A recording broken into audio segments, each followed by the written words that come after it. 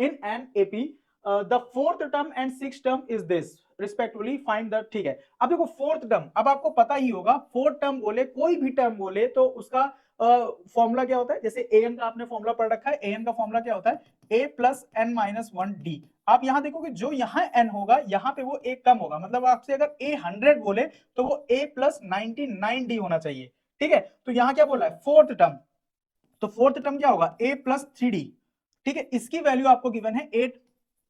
Six term क्या होगा, a plus 5d, और इसकी वैल्यू आपको गिवन है 14, ठीक है। अब इसी को आपको साइमल्टेनियस सॉल्व कर लेना है, तो इसको माइनस कर दिया हमने इक्वेशन को, ये दोनों खत्म, यहां से क्या आ जाएगा, माइनस का 2d इक्वल टू कितना आ जाएगा, माइनस का 6, 8 और 6 14 होता है, तो माइनस माइनस खत्म, d की वैल्यू यहां से क्या आ गई, 3। अच्छा, आपसे पूछा क्या था, फर्स्ट टर्म a की वैल्यू पूछा है। अब अगर d की वैल्यू 3 आ गई तो आप किसी भी इक्वेशन, मान लो मैंने इसी इक्वेशन को चाहा इसी इक्वेशन में d की वैल्यू पुट कर दी, तो क्या आ जाएगा, a प्लस 3 3 9 इक्वल टू 8, उधर गया तो a की वैल्यू क्या आ गई, -1। पहला पार्ट इसका सॉल्व हो गया।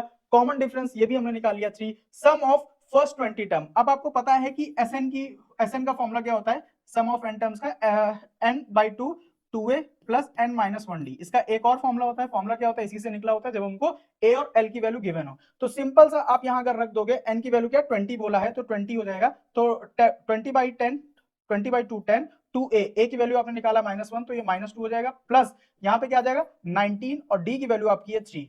बस कुछ नहीं करना है, इसी को सॉल्व कर लेना। ये क्या आ जाएगा 10 -2, 19 3 जा 57, यहां से क्या आ जाएगा 10, और 57 में से अगर 2 गए तो 55, तो फाइनली क्या आ गया 550 आपका फाइनल आंसर।